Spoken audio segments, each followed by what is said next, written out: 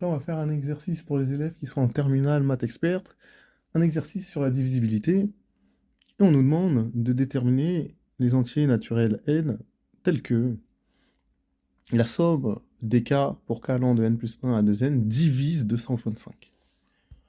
Bon, on va faire cet exercice, c'est assez simple. On va considérer un entier naturel n non nul, hein, car sinon la somme, elle n'existe pas, bien évidemment.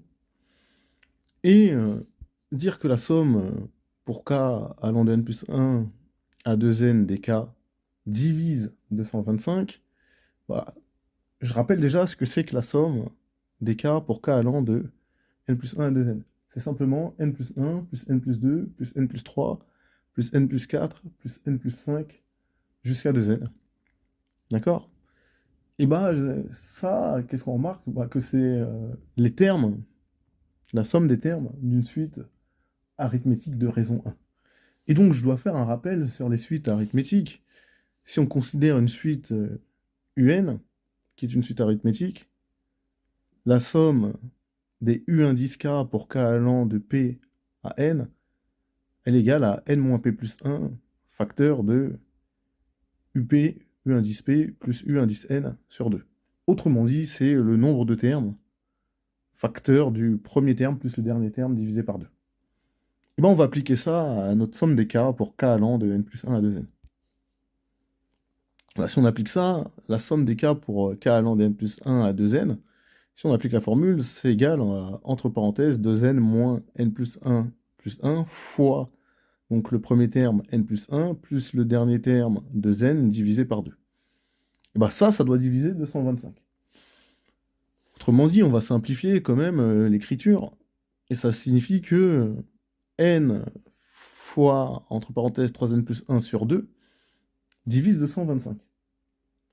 Mais si n facteur de 3n plus 1 sur 2 divise 225, ça veut dire que n facteur de 3n plus 1 divise 450. Évidemment, on va multiplier par 2 les deux termes.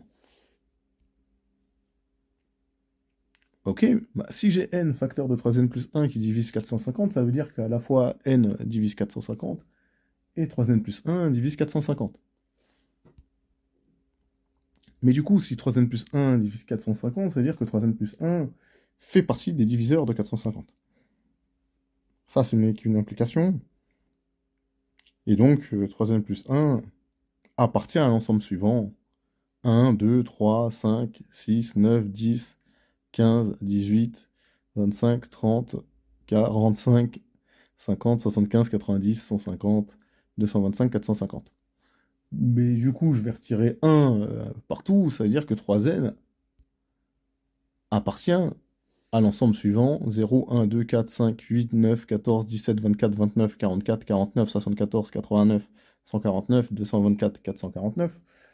Mais sachant que 3n est nécessairement un multiple de 3, et bah, dans cette liste-là, dans cet ensemble-là, on va garder que les multiples de 3. Et donc, ça nous facilite, bien évidemment, les choses. Et donc, je sais que 3n appartient à l'ensemble 0, 9, 24. Et du coup, n, forcément, appartient à l'ensemble 0, 3, 8. Et j'irais même, comme n n'est pas égal à 0, n appartient nécessairement à l'ensemble 3, 8. Et du coup, là, on n'a pas fini. Ça ne veut pas dire que n peut valoir 3 ou 8. Maintenant, on doit vérifier en retour que si n égale 3, alors la somme divise 225. Et si n égale 8, alors la somme divise 225.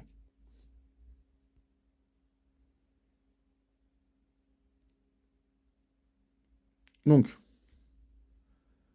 si n égale 3, la somme, on connaît la formule, elle nous donne 15. C'est pour ça qu'on a rappelé la formule en bas, hein, d'accord? Si n égale 3, la somme, évidemment, elle va nous donner 15.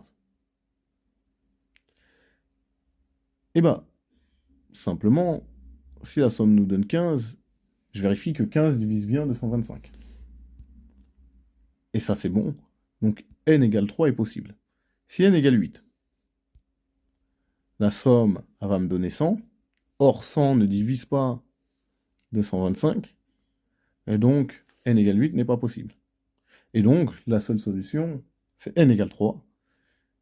Et donc, voilà, on a résolu cet exercice avec brio. À bientôt.